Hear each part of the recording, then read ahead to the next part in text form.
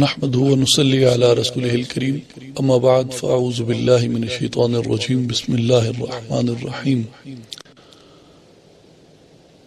افرأيت من اتخذ الهه هواه صدق الله العظيم وصدق رسوله النبي الكريم ان الله وملائكته يصلون على النبي يا ايها الذين امنوا صلوا عليه وسلموا تسليما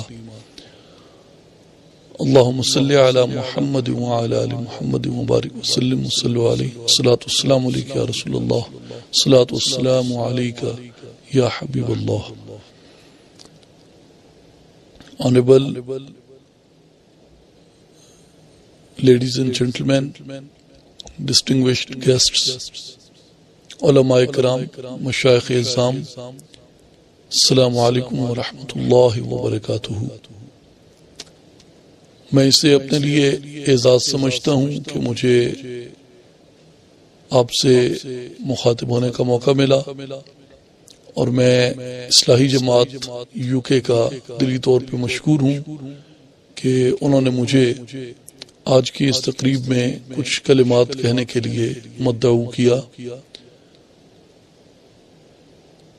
جس طرح ہر زمانے میں ذرائع ابلاغ کے مختلف طریقے مروج رہے، ان میں آج کی اس ماڈرن سائنس نے ہمارے لیے یہ آسانی پیدا کی ہے کہ ہم ہزاروں میلوں کی مسافت کے باوجود ایک دوسرے کو آمنے سامنے دیکھ سکتے ہیں، ایک دوسرے سے ملاقات کر سکتے ہیں، ایک دوسرے کے خد و خال اور چہرے سے شناسا ہو سکتے ہیں.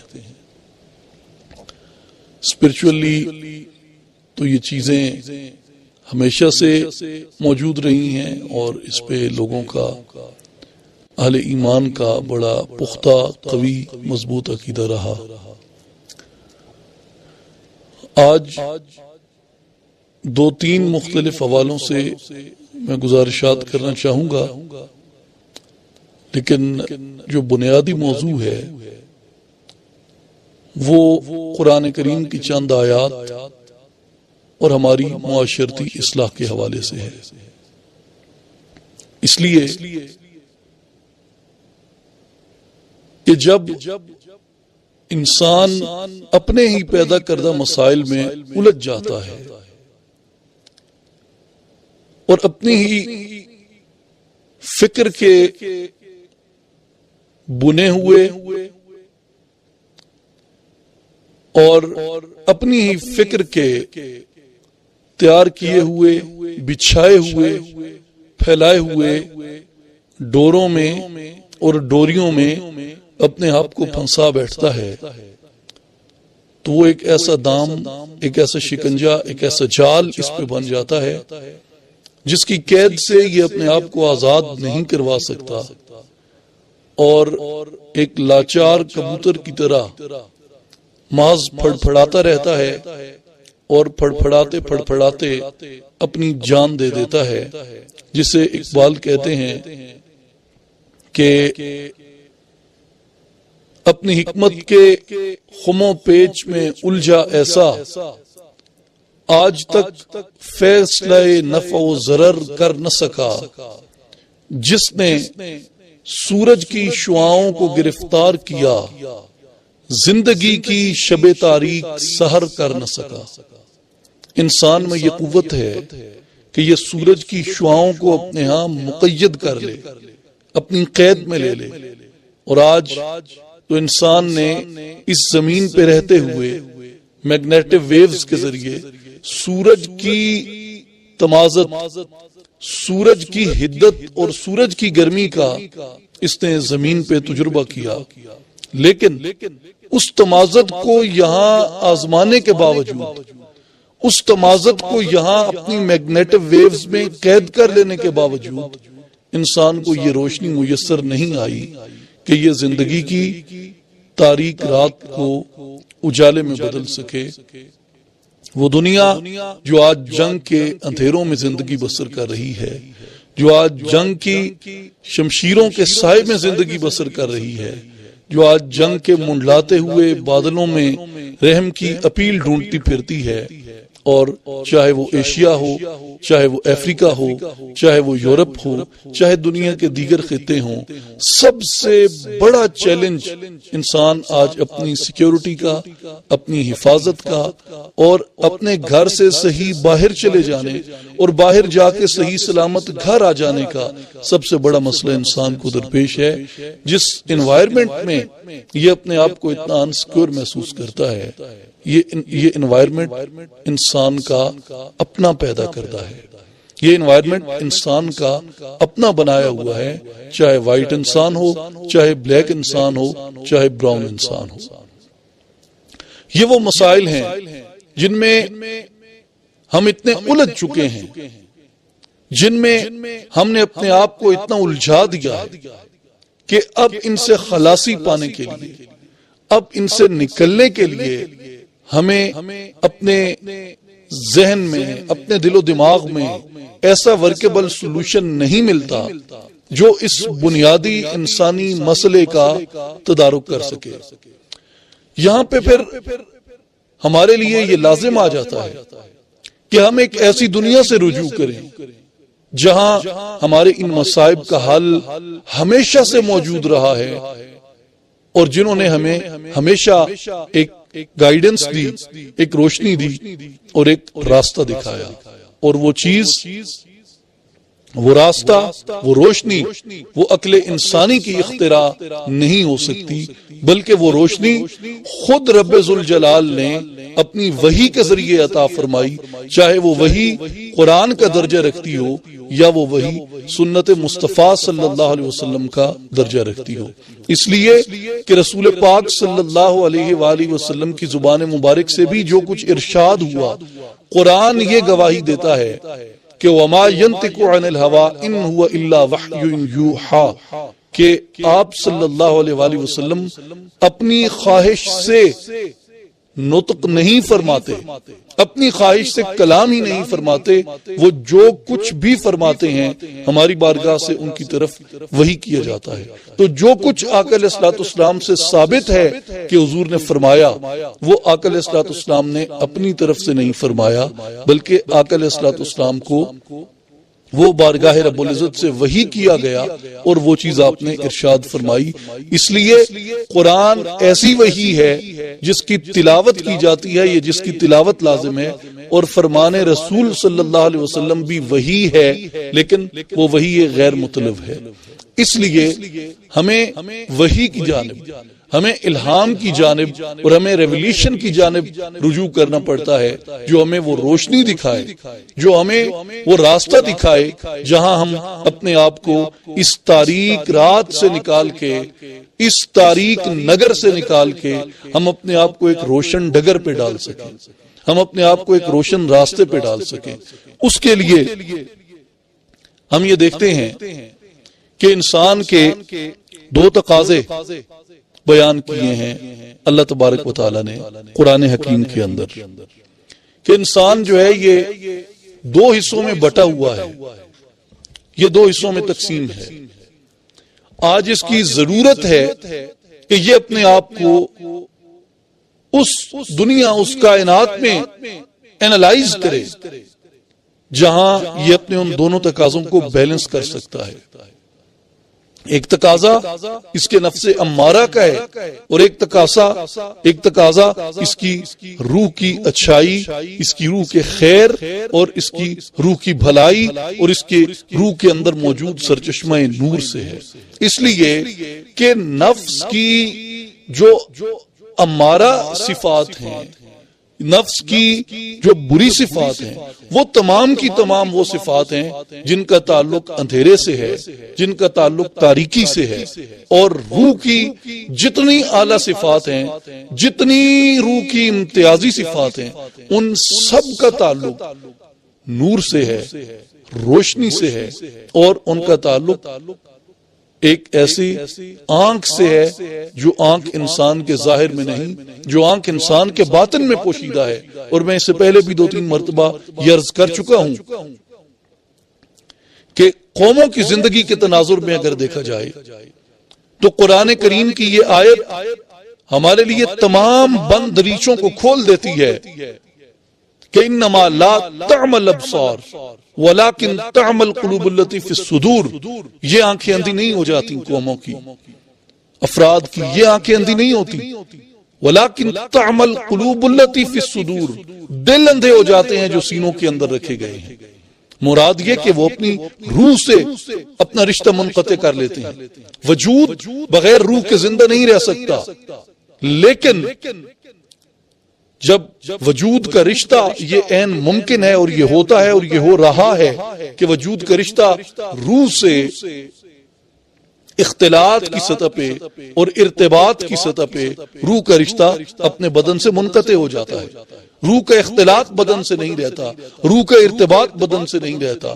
بدن کے اندر روح سرایت تو کیے ہوئے ہوتی ہے، لیکن بدن کے اندر رہتے ہوئے بھی بدن اور روح دونوں اجنبی ہوتے ہیں ایک دوسرے کے لیے، دونوں پرائے ہوتے ہیں ایک دوسرے کے لیے، دونوں غیر ہوتے ہیں ایک دوسرے کے لیے. روح بدن کے لیے اجنبی بن جاتی ہے، بدن روح کے لیے اجنبی بن جاتا ہے، اور بدن کی فطرت، نفس کی فطرت، تاریکی کی فطرت اس کی روح کی فطرت پہ غالب آ جاتی ہے، اور روح اس اندھیرے میں ڈوب جاتی ہے جو اندھیرا اس وجود کی نفسانی صفات کی وجہ سے پیدا ہوتا ہے. اگر اس کے برعکس دیکھا جائے، اگر انسان کوشش کرے، اگر انسان کاوش کرے، اگر انسان رہنمائی تلاش کرے، اگر انسان ایک رفیق راہ تلاش کرے، جسے شیخ رومی رحمۃ اللہ علیہ فرماتے ہیں ہم دلی کو نئے رفیق کیستی تو، ہم دلی کو نئے رفیق، کہ تو کون ہے، میں تجھے ڈھونڈ رہا ہوں، آ میری رفاقت کر، میری رہنمائی کر، میری رہبری کر، مجھے ارشاد کر. ارشاد سے مرشد نکلا ہے، اور مرشد کا کام ہے ارشاد کرنا، مرشد کا کام ہے رشد کا راستہ دکھانا، ہدایت کا راستہ دکھانا. ایسے صالحین کی صحبت کی تلاش کرنا کہ جو انسان کی روح کی فطرت کو انسان کے بدن کی فطرت کے اوپر غالب کرے. جب تک انسان کی نفس کی فطرت اس کی روح کی فطرت پہ، یعنی اس کے بدن کی فطرت اس کی روح کی فطرت پہ غالب رہتی ہے، یہ اسی طرح تاریکیوں میں ڈوبا رہتا ہے. اس کے پاس ان تاریکیوں سے نکلنے کا کوئی راستہ ہی نہیں ہے کہ یہ تمام نیڈز جو آج انسان نے پیدا کی ہیں یہ اس کی میٹیریلسٹک باڈی کی نیڈز ہیں، یہ انہیں ڈینائی کر ہی نہیں سکتا. آج ایک چھوٹی سی بات دیکھ لیں، دنیا میں جتنے بھی گلوبل افیئرز کے، انٹرنیشنل ریلیشنز کے، اکانومیز کے، ان چیزوں کے جو ایکسپرٹس ہیں وہ سب ایک ہی بات پہ آپ کو کنوینس کرتے نظر آتے ہیں. کم از کم جو 2 4 5 ٹی وی چینلز ناچیز کو، خاکسار کو دیکھنے کا اتفاق ہو، وہ تو سبھی یہی کہتے ہیں. جو 2 4 5 ایکسپرٹ سے مجھے سننے کا موقع ملا وہ سبھی یہ کہتے ہیں کہ دنیا میں اکانومی کی بنیاد پہ آپ کے تعلقات استوار ہوتے ہیں اور بگڑتے ہیں، اور وہ اکنامک انٹرسٹ ہوتا ہے جو آپ کو قریب کرتا ہے، وہ اکنامک انٹرسٹ ہوتا ہے جو آپ کو دور کرتا ہے. چاہے یونیپولر ورلڈ ہو، چاہے بائی پولر ورلڈ ہو، چاہے ملٹی پولر ورلڈ ہو، ان تینوں کے اندر جو آپ کا اکنامک انٹرسٹ ہے وہ آپ کی تعلقات کی ترجیحات مقرر کرتا ہے اور وہ آپ کے الائنسز مقرر کرتا ہے. چھوٹا سا سوال یہ ہے اس پورے نظام فکر کے اندر رہتے ہوئے، چھوٹا سا سوال یہ ہے کہ کیا اکانومی انسان پہ افضل ہے؟ کیا اکانومی کو انسان پہ پریورٹی حاصل ہے؟ کیا اکانومی کو انسان پہ ترجیح حاصل ہے؟ یا انسان اس دنیا کا مرکز ہونا چاہیے اور انسان کو اس دنیا کے تمام تعلقات کی بنیاد ہونا چاہیے کہ معاشی مفاد سے بڑھ کے انسانی مفاد کے اوپر تعلقات کو استوار کیا جائے؟ یہ بہت آئیڈیلسٹک بات ہے، لیکن یہ وہ بات ہے جو آپ کو کوئی بھی اعلیٰ تعلیم جس طرف بلائے گی. اس لیے کہ انسان کا تعلق اس کی روح سے ہے اور اکانومی کا تعلق اس کے بدن سے ہے. آپ جب بھی روح کو چھوڑ کے بدن کی بنیاد پہ تعلقات کو استوار کرنا چاہیں گے، آپ ہر اس ایرا آف لائف میں رہیں گے جہاں آپ سفر کرتے ہیں، چاہے ورلڈ وار 1 ہو، ورلڈ وار 2 ہو. آج دنیا کے اندر ایک خاموش عالمی جنگ ہو یا اس سے پہلے جسے اقبال نے کہا تھا کہ اسکندر و چنگیز کے ہاتھوں سے جہاں میں 100 بار ہوئی حضرت انسان کی قبا چاک. یا ہر دور میں انسان کی قبا جس طرح تار تار ہوتی رہی ہے. اقبال عظیم نے کہا تھا کہ بزرگوں سے بچپن میں ہم نے سنا تھا کہ ماضی میں دستور مہر و وفا تھا، تو پھر کیس و فرہاد کس دور میں تھے؟ وہ چنگیز و تیمور کا عہد کیا تھا؟ وہ طائف میں کیوں سنگ باری ہوئی تھی؟ سرے کربلا خون کس کا بہا تھا؟ بزرگوں سے بچپن میں ہم نے سنا تھا کہ ماضی میں دستور مہر و وفا تھا. اگر ماضی میں دستور مہر و وفا تھا تو پھر انسان نے جو فرعونہ مصر کے فیروز آف ایجپٹ کے دور میں انسان نے جو سفر کیا، دیگر استبدادی سامراجی قوتوں کے ہاتھوں انسانیت پستی رہی، مرد بھی پستے رہے، خواتین بھی پستی رہی، بچے بھی پستے رہے، انسانیت پستی رہی، جن کے قدموں تلے روندی جاتی رہی. وہ سارے ادوار کون سے ہیں؟ وہ سارے کے سارے وہ ادوار ہیں جن میں انسان نے ہمیشہ اپنے بدن کو اپنی روح پہ مسلط رکھا، اور روح کا انتقام یہ ہوا کہ روح نے انسان کو ایسی روشنی دینا بند کر دی جس وجہ سے انسان اذیت اور ابتلا کا شکار ہوا. اور آج آپ اور میں، ہم سب دنیا کے 2 مختلف خطوں میں بیٹھے ہیں، مگر جس بے یقینی میں میں بیٹھا ہوں اسی بے یقینی میں آپ بیٹھے ہیں، اسی بے یقینی میں دنیا کے دیگر ممالک کے لوگ ہیں کہ نہ جانے آنے والی گھڑی میں کہاں کیا ہو جائے. یہ وہ انسرٹینٹی ہے جو انسان سے امید اور یقین کا سرمایہ چھین رہی ہے. یہاں مجھے پھر یہ کہنا پڑے گا کہ یہ ہے اس وجہ سے کہ ہم نے ہیومن انٹرسٹ کی بجائے اکنامک انٹرسٹ کو اپنی پریورٹی، اپنی ترجیح اور اپنی زندگی کا سب سے اہم فریضہ سمجھا. ہمیں اس انسانی بنیاد پہ آنا چاہیے جہاں انسان کی روح کو انسان کے بدن پہ فوقیت حاصل ہے. اب یہ جب میں نے کہا کہ ہمیں ریولیوشن میں جھانکنا چاہیے، ہمیں قرآن میں جھانکنا چاہیے، تو قرآن 2 طرح کی صفات کا ذکر کرتا ہے. ایک ہی فعل کے متعلق 2 طرح کے رویے پائے جاتے ہیں. مثال کے طور پہ ایک رویہ یہ کہتا ہے ان النفس الامارۃ بالسوء، بے شک نفس تو برائیوں ہی کا حکم دیتا ہے. ایک یہ رویہ ہے، ایک یہ ایٹیچیوڈ ہے. دوسرا ایٹیچیوڈ قرآن کیا بیان فرماتا ہے؟ وَنَهَا النَّفْسَ عَنِ الْهَوَىٰ. دوسرے وہ لوگ ہیں جنہوں نے اپنے نفس کو بری خواہشات سے، بری تمناؤں سے، جنہوں نے اپنے نفس کو روک لیا. اور پھر قرآن انہی 2 طبقات کا ذکر ایک اور مقام پہ فرماتا ہے اور کہتا ہے قد افلح من زکاہا وقد خاب من دساہا، کہ بے شک وہ لوگ کامیاب ہو گئے جنہوں نے اپنے نفس کا تزکیہ کر لیا، جنہوں نے اپنے نفس کا تزکیہ کر لیا، جنہوں نے اپنی جان کو پاک کر لیا. تن آدمی شریف است بجان آدمیت. شیخ سعدی کہتے ہیں کہ آدمی کا جو بدن ہے یہ اپنی مٹی کی، آگ کی، ہوا کی، پانی کے خواص کی وجہ سے یہ محترم اور مکرم اور قابل احترام اور آنریبل نہیں ہے، بلکہ یہ بدن اپنی جان کی صفات سے، اپنی روح کی صفات سے یہ قابل احترام اور قابل عزت قرار پاتا ہے. شیخ رومی کہتے ہیں کہ دنیا کا سب سے بڑا صانع یہ ہے. یہ انہی آیات کے تناظر میں میں عرض کر رہا ہوں. قد خواب من دساہا، ہلاک ہوا وہ شخص جو اپنے آپ کو پاک نہ کر سکا اور جس نے اپنے آپ کو میلا کیا. شیخ رومی کہتے ہیں کہ تیر پراں بین و نا پیدا کما، جان ہا پیدا و پنہا جانے جان.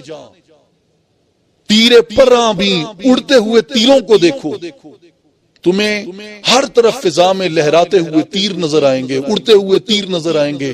کوئی بھی نہیں جھانکتا اس بات کی طرف کہ اس تیر کی کمان کدھر ہے، کہاں سے یہ تیر نکلا ہے.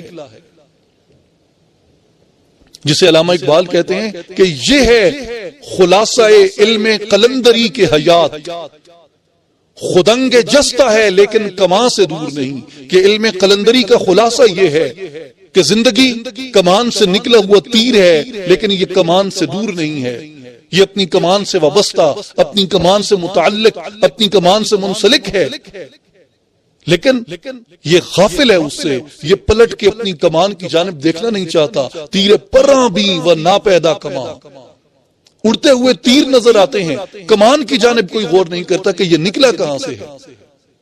جس کمان سے نکلا ہے، جس کمان سے نکلا ہے، اس کمان کی جانب جھانکو کہ وہ کمان کس کے ہاتھ میں ہے، جس کے ہاتھ میں ہے اس کی شخصیت کیا ہے، اور جس کی شخصیت کیا ہے اس کے مقاصد میں جھانکو، اس کے مقاصد کیا ہیں، وہ خود کون ہے، کیا اس کی صفات تنزیہ کی ہیں یا اس کی صفات تشبیہ کی ہیں، اس کی صفات خیر کی ہیں یا اس کی صفات شر کی ہیں، اس کی صفات بدی کی ہیں یا اس کی صفات اچھائی کی ہیں، وہ برائی کا حکم کرتا ہے یا وہ اچھائی کا حکم کرتا ہے، وہ کائنات کی خیر کا منبع ہے یا وہ کائنات کے شر کا منبع ہے، وہ کمان کس کے ہاتھ میں ہے، یہ غور کرو۔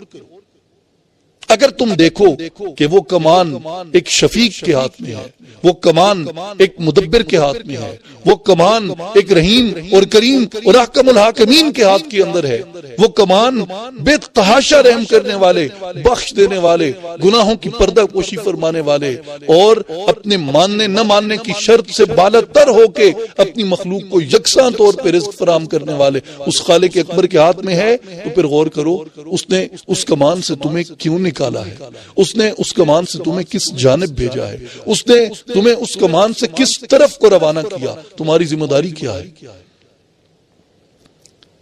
لہذا یہ وہ پہلا سوال ہے، اور دوسرا سوال یہ کہ جان ہا پیدا و پنہاں جانے جان، کہ یہ تیر اس وقت ہدف پہ لگے گا جب اس کی نگاہ ہدف پہ ہوگی، اور دوسری بات کہ جان ہا پیدا و پنہاں جانے جان، کہ یہ بدن کو تو دیکھتا ہے، یہ بدن کو تو دیکھتا ہے، یہ جسم کو، اس کے لوتھڑوں کو، اس کی سختی اور نرمی کو تو دیکھتا ہے، وہ پنہاں جانے جان، لیکن جانے جان کی طرف اس کی توجہ نہیں ہے جو اس کے اندر پوشیدہ ہے۔ لہذا اب یہ فرق یہ آتا ہے کہ جس کی نظر جان پہ ہے، قرآن کہتا ہے قد خواب من دساہا، وہ ہلاک ہوا، وہ تباہ ہوا، جس کی نظر جان پہ ہے، وہ پنہاں جانے جان، لیکن جس کی نگاہ جانے جان پہ ہے، جس کی نگاہ جانے جان پہ ہے، جس کی نگاہ اپنے پہ ہے، وہ قد خواب من دساہا، وہ ہلاک ہوا، اور جس کی نگاہ اپنی جان پہ نہیں بلکہ اپنی جانے جان، اپنے محبوب پہ ہے، فرمایا قد افلح من زکاہا، وہ تو کامیاب ہو گیا، اسے خوشی کی بشارت کی نوید سنا دی جائے، خوشخبری سنا دی جائے۔ لہذا قرآن یہ اصول طے کرتا ہے کہ جس نے فقط اپنے ظاہر پہ غور کیا، جو فقط اپنی اس چند روزہ زندگی کے لوازمات کے اندر الجھا رہا، قرآن کریم یہ کہتا ہے کہ اس کے لیے اپنے ہی بنائے ہوئے اس پھندے سے، اپنے ہی بچھائے ہوئے ان ڈوروں سے، اور اپنی ہی بنی ہوئی ان رسیوں سے اس کے پاس آزادی اور نجات کا کوئی راستہ نہیں رہ جاتا۔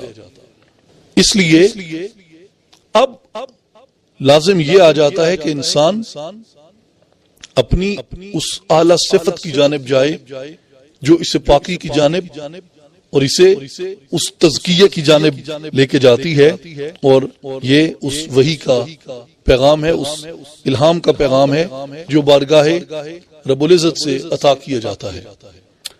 سورہ محمد آیت نمبر 14، اس میں ارشاد ہوتا ہے اللہ تعالیٰ کی بارگاہ سے، افمن کان علی بینۃ من ربہ کمن زین لہ سوء عملہ واتبعوا اہواءہم، تو کیا جو اپنے رب کے احکامات پہ چلتا ہو، جو اپنے رب کے راستے پہ چلتا ہو، جو اپنے اللہ سبحانہ و تعالی کے راستے پہ چلتا ہو، وہ ان جیسا ہوگا جو برے عمل اسے بھلے دکھائے اور اپنی خواہشوں کے پیچھے چلے؟ کیا یہ دونوں ایک جیسے ہیں؟ قرآن کا کویسچن ہے یہ. جو اللہ کی مرضی پہ، اللہ کے راستے پہ، اللہ کی روشن دلیل کے اوپر جو چلتا ہے، کیا تم اس کو انہی لوگوں پہ معمول کرو گے کمن زجن له سوء عمله واتبعوا اهواءهم، اور جو اپنی خواہشات کی پیروی کرتے رہتے ہیں، برے اعمال کے پیچھے بھاگتے رہتے ہیں؟ کیا یہ دونوں ایک جیسے ہوں گے؟ اہواءہم، یہ لفظ قابل غور ہے. اس کا تعلق خواہش سے ہے، اور خاص کر اس کا تعلق بری خواہش سے، برے ارادے سے. اب یہاں رکیے، ایک مسئلہ اور دیکھتے ہیں، پھر اس جانب لوٹ کے آتے ہیں. ہم مسلمان ہونے کے لیے کلمہ طیبہ پڑھتے ہیں، لا الہ الا اللہ محمد رسول اللہ. نہیں ہے کوئی الہ مگر اللہ، اور محمد صلی اللہ علیہ وآلہ وسلم وہ اللہ کے رسول ہیں. اس کا پہلا حصہ ہے لا الہ الا اللہ. پہلے حصے کے پھر دو حصے ہیں، لا الہ پہلا اور الا اللہ دوسرا. پہلا نفی ہے، دوسرا اثبات ہے. نفی کس چیز کی؟ نفی ہوگی تو اثبات ہوگا. نفی کس چیز کی؟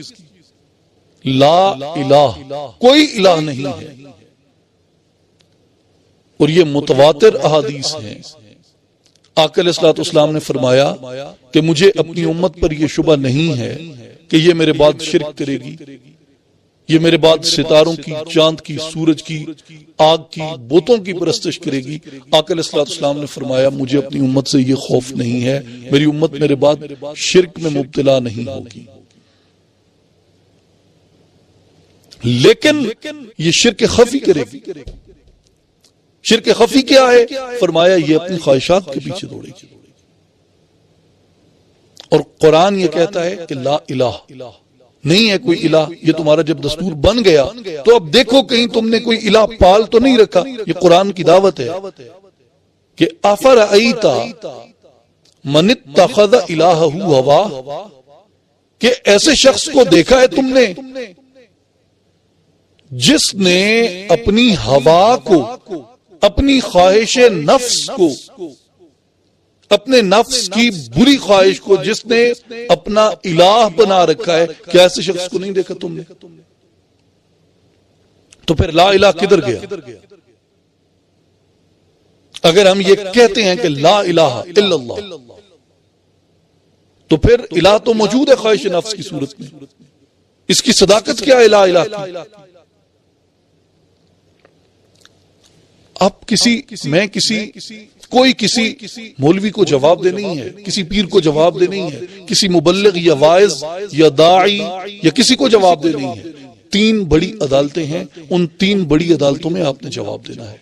پہلی بڑی عدالت اللہ کی ہے، سب سے بڑی عدالت. دوسری بڑی عدالت انسانی تاریخ کی عدالت ہے، اور تیسری بڑی عدالت انسانی ضمیر کی عدالت ہے. انسان ان تینوں میں جھوٹ نہیں بول سکتا، انسان ان تینوں میں غلط بیانی نہیں کر سکتا، اپنے اعمال کے ترازو میں پکڑا جاتا ہے.